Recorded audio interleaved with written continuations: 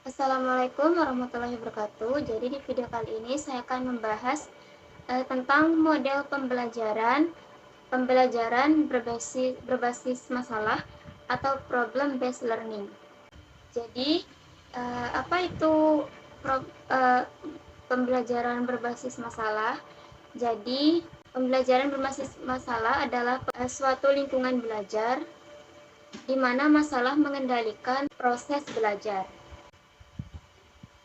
Masalah diajukan agar pelajar mengetahui bahwa mereka itu harus mempelajari beberapa pengetahuan baru sebelum mereka memecahkan masalah.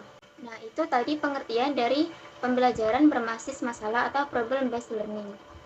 Nah, sekarang kita akan bahas bentuk belajar dari PBM ini. Pertama adalah permasalahan sebagai pemandu. Dikatakan pemandu karena permasalahan menjadi acuan konkret harus menjadi perhatian dalam proses pembelajaran yang akan membangun kelengkapan pikir dalam mengerjakan tugas. Yang kedua adalah permasalahan sebagai kesatuan dan alat evaluasi. Jadi permasalahan ini disajikan setelah tugas dan penjelasan diberikan, yang tujuannya untuk memberikan kesempatan bagi pelajar untuk menerapkan pengetahuannya dalam memecahkan masalah. Yang ketiga adalah permasalahan sebagai contoh. Dikatakan contoh karena permasalahan digambarkan untuk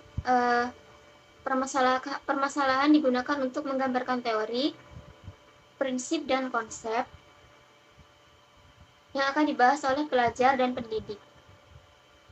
Yang keempat adalah permasalahan sebagai fasilitas proses belajar.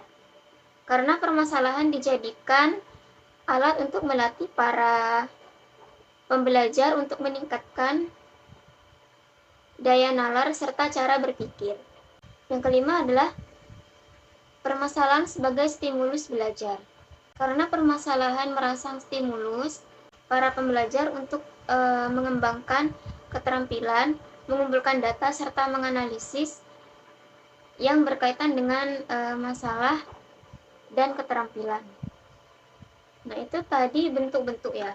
Sekarang kita masuk ke karakteristik PBM. Yang pertama adalah permasalahan menjadi starting point dalam belajar. Yang kedua adalah permasalahan yang diangkat adalah permasalahan yang ada di dunia nyata yang tidak terstruktur. Yang ketiga adalah permasalahan membutuhkan perspektif ganda. Yang keempat adalah permasalahan menantang pengetahuan yang dimiliki oleh peserta didik, sikap dan kompetensi yang kemudian membutuhkan identifikasi kebutuhan belajar dan bidang baru dalam mengajar. Yang lima adalah belajar pengarahan diri menjadi hal yang utama. Yang keenam adalah pemanfaatan sumber pengetahuan yang beragam penggunaannya dan evaluasi sumber informasi merupakan proses yang esensial dalam PBM. Yang terakhir adalah ketujuh, yaitu pengembangan keterampilan inquiry dan pemecahan masalah sama pentingnya dengan penguasaan isi pengetahuan untuk mencari solusi dari sebuah permasalahan. Nah, itu tadi karakteristik PBM. Sekarang kita lanjut ke komponen. Komponen itu ada 4. Yang pertama adalah tujuan. Tujuan itu merupakan cita-cita yang ingin disampaikan dalam kegiatan pembelajaran.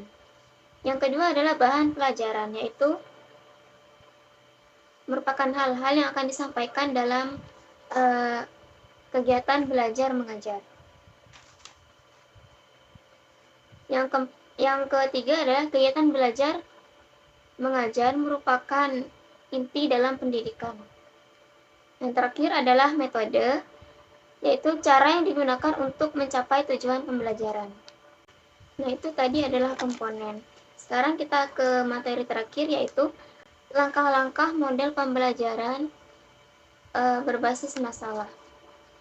Yang pertama itu Ada 5 ya, ada 5. Yang pertama itu mengorientasikan peserta didik dalam masalah. 2. Mengorganisasikan peserta didik untuk belajar. Yang ketiga adalah membimbing penyelidikan individual atau kelompok. Yang keempat, mengembangkan dan menyajikan hasil karya. Dan yang terakhir adalah menganalisis dan mengevaluasi proses pemecahan masalah. Nah, itu tadi pembahasan sedikit tentang model pembelajaran berbasis masalah atau problem based learning. Sebenarnya masih ada kekurangan dalam materi kali ini. Mungkin kita bisa bahas di lain waktu, atau mungkin kalian memiliki pemahaman lainnya bisa komen di bawah. Jadi sekian dari saya, sampai jumpa di video selanjutnya. Jadi wassalamualaikum warahmatullahi wabarakatuh.